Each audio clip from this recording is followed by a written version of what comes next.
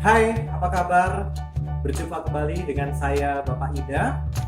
Kita hari ini akan belajar materi tentang tekanan pada zat cair. Adapun kompetensi dasar pembelajaran kita adalah sebagai berikut.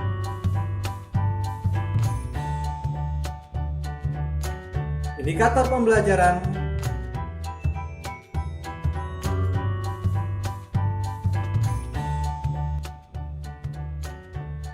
Baiklah, siapa di antara kalian yang suka berenang? Yo.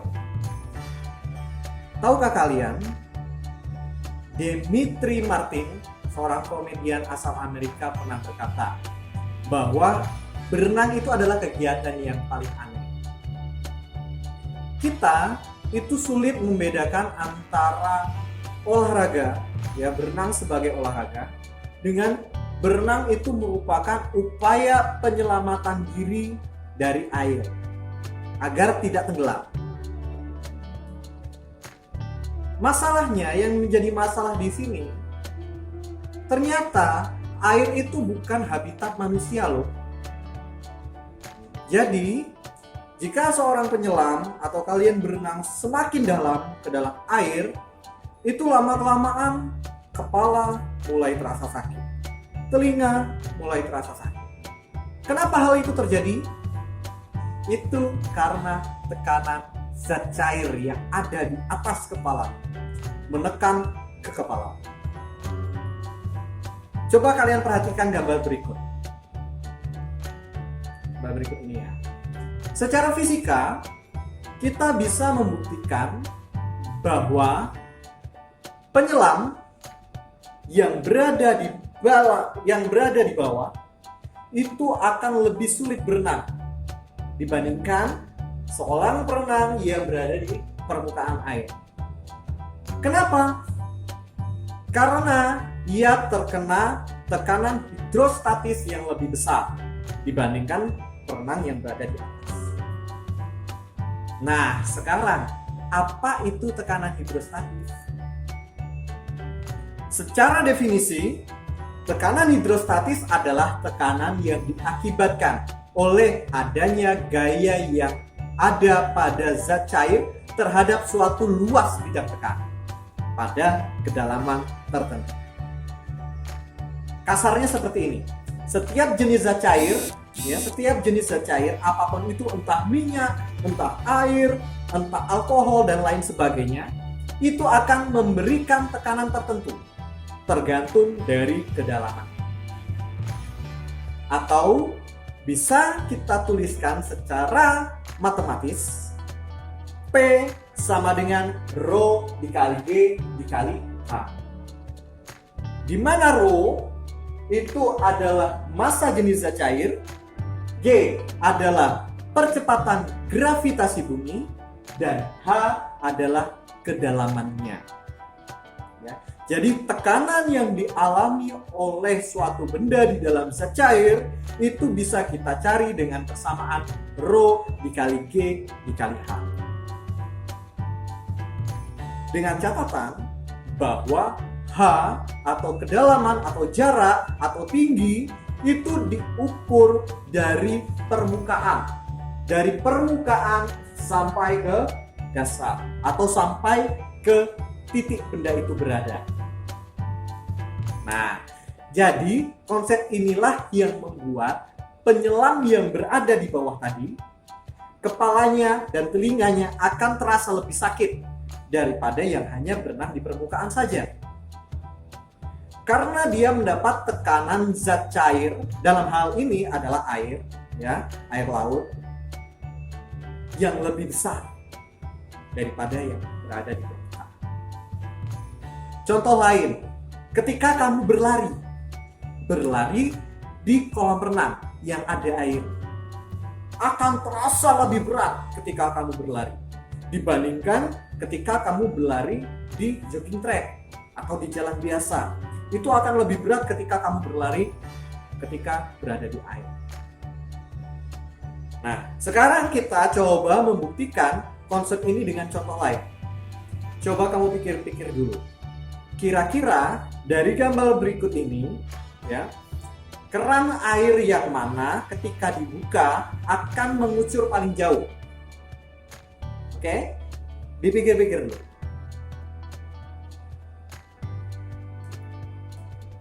Nah, betul. Ternyata yang mengucur paling jauh adalah keran bagian C. Kenapa keran bagian C itu mengucur paling jauh? Karena jelas saja kita mengetahui bahwa tekanan yang dialami oleh suatu benda ketika berada di dalam zat cair itu tergantung pada kedalamannya, diukur dari permukaan. Ya, diukur dari permukaan. Jadi yang paling dalam yang mana? Yang C. Tentu saja yang C itu mengalami tekanan paling besar. Sehingga kalau mengalami tekanan paling besar, dia akan mengucur paling jauh. Dari ukurannya terlihat kedalaman yang C itu 3 kali lipat lebih dalam daripada keran yang A. Maka otomatis keran yang C itu memiliki tekanan 3 kali yang lebih besar daripada tekanan keran A.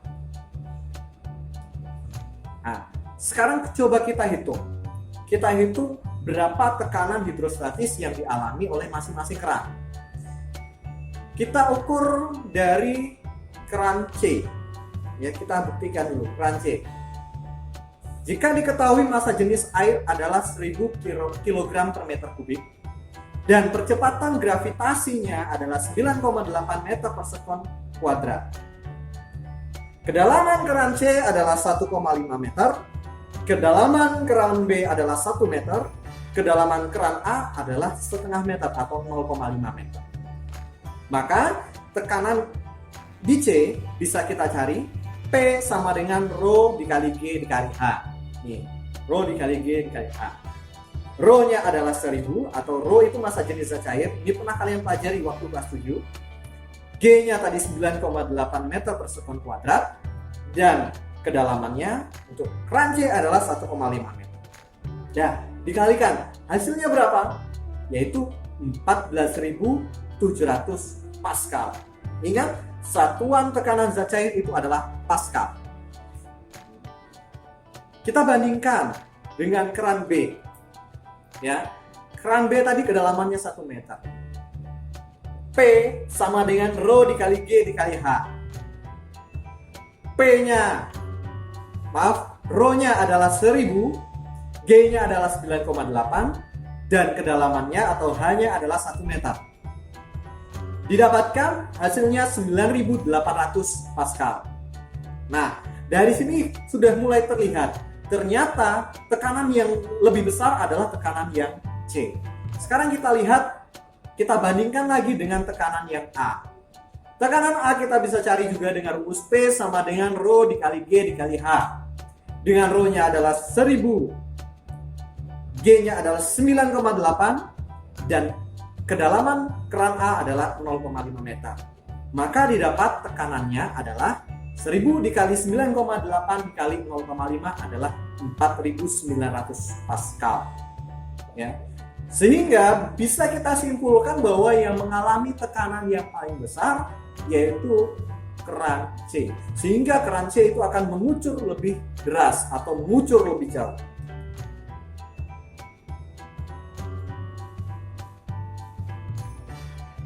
Konsep penjelasan tekanan hidrostatis ini cukup ada di tekanan aja.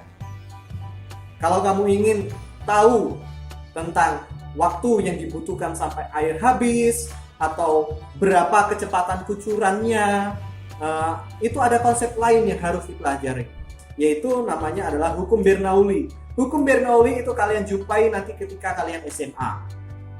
Pokoknya tekanan hidrostatis itu hanya sebatas seberapa besar tekanan yang diberikan zat cair di kedalaman tertentu. Oke?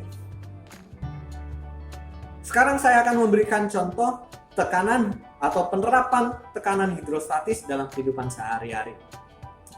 Kalian tentunya punya bak mandi di rumah, seperti gambar berikut. Bak mandimu itu pasti ada lubang di bagian bawah.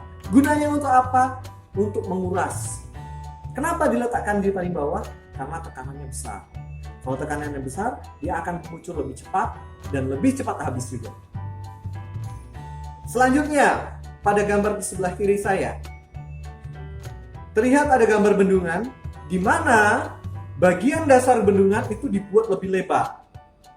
Dibuat lebih lebar dengan tujuan untuk menahan tekanan yang berada di dasar. Karena semakin dalam tekanan zat cair itu akan semakin besar.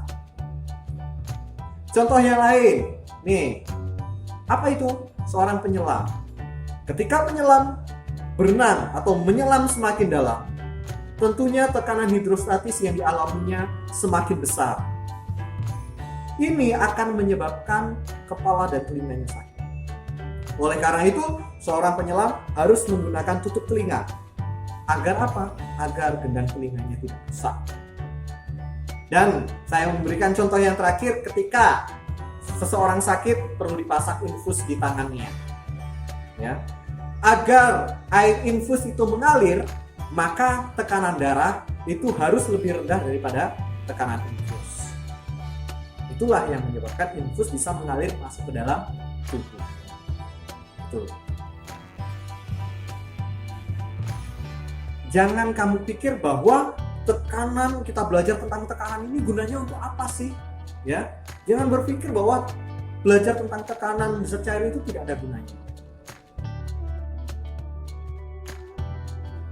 Kenapa kalian berpikir kok tidak ada gunanya? Kita hanya membandingkan antara percepatan gravitasi, massa jenis, dan kedalaman saja. Ternyata ada hal lain yang lebih bermanfaat, ya, yang menerapkan konsep tekanan hidrostatis. Apa itu? Yaitu bejana berhubungan.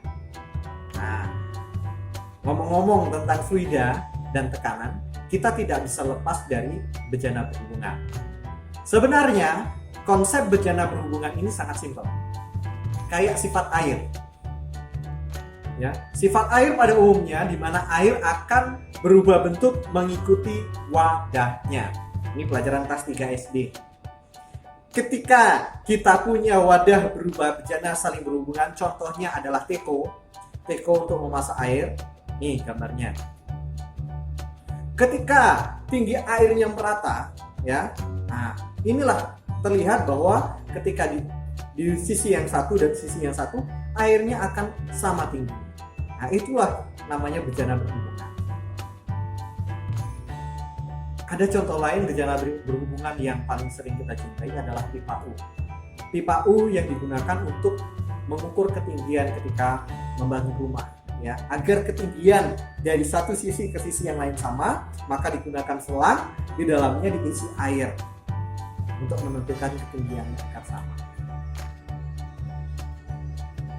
Gampang kan? Gampang. Masalahnya bagaimana kalau jenis air yang digunakan atau jenis zat cair yang digunakan itu berbeda.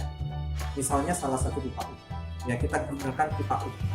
Salah satu ujungnya, misalnya ujung yang sebelah kanan, kita isi dengan minyak. Sementara sebelah kirinya kita isi dengan air. Apakah tingginya akan sama? Jawabannya tentu saja tidak. Ya. Kenapa tidak? Karena massa jenisnya berbeda. Massa jenis pernah kita pelajari di kelas 7. Ya.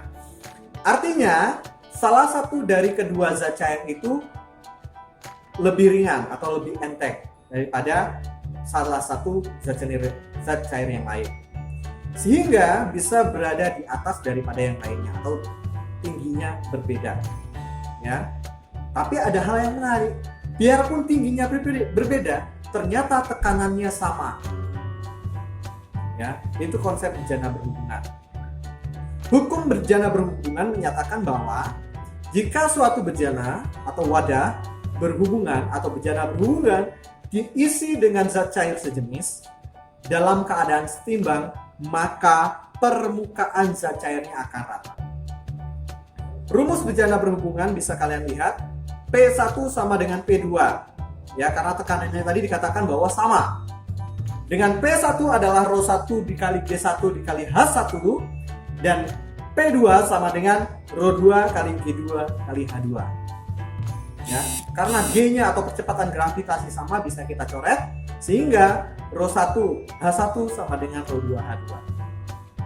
Nah, nanti tergantung apa yang mau ditanyakan di soal, atau H1 atau H2 atau ρ1 atau row 2, bisa kalian gunakan persamaan ini dengan menggunakan perkalian silang, kalian ubah-ubah untuk mencarinya. Ya. Tekanan inilah yang dapat kita cari menggunakan konsep tekanan hidrostatis tadi. Kita hanya tinggal menyamakan berdasarkan tinggi dan massa jenis kedua zat cairnya saja. Yang perlu kita perhatikan adalah jarak atau kedalamannya hanya ya. Kamu harus mengukurnya dari permukaan ke atas bawah dari perbatasan kedua zat cair yang berbeda itu. Jangan sampai salah ya. Oke? Kira-kira segini dulu penjelasannya. Untuk contohnya akan saya jelaskan setelah ini. Baiklah, untuk contoh soal yang pertama tentang tekanan zat cair yang dialami oleh ikan pada kedalaman tertentu. Misalnya ada seekor ikan, dia berada di kedalaman 20 cm pada sebuah akuarium. Seperti gambar berikut ya. Berapakah tekanan hidrostatis yang dialami ikan jika massa jenis zat cairnya adalah 1000 kg per meter kubik dan percepatan gravitasinya adalah 9,8 meter per kuadrat? Nah, maka kita harus menuliskan dulu apa yang diketahui. Yang diketahui adalah H atau kedalamannya adalah 20 cm. 20 cm itu berapa meter? Yaitu 0,2 meter. Massa jenis airnya adalah 1000 kg per meter kubik dan G adalah 9,8 meter per sekon kuadrat. Yang ditanya adalah tekanan yang dialami ikan atau dirumuskan dengan P sama dengan rho dikali G dikali H. Dengan rho-nya tadi adalah 1000, G-nya adalah 9,8 dan H-nya 0,2 meter. Maka didapat hasilnya adalah 1960 Newton per meter persegi atau 1960 Pascal. Baiklah, sekian dulu penjelasan dari saya tentang tekanan zat cair. Semoga bermanfaat bagi anak-anak, menambah pengetahuan bagi anak-anak. Selanjutnya kita akan melakukan latihan untuk mengetahui seberapa jauh pemahaman anak-anak sekalian. Usahakan dalam mengerjakan latihan ini kerjakan sendiri. Oke? Bisa kalian bertanya kepada saya ataupun kepada teman berkaitan caranya bagaimana, tapi jangan mencari tahu jawabannya dulu ya. Artinya jangan bertanya jawabannya langsung, tapi kalian harus melakukan prosesnya step by step agar kalian semakin paham. Oke, sekian penjelasan dari saya. Semoga bermanfaat. Sampai jumpa. Tetap semangat. Tuhan memberkati.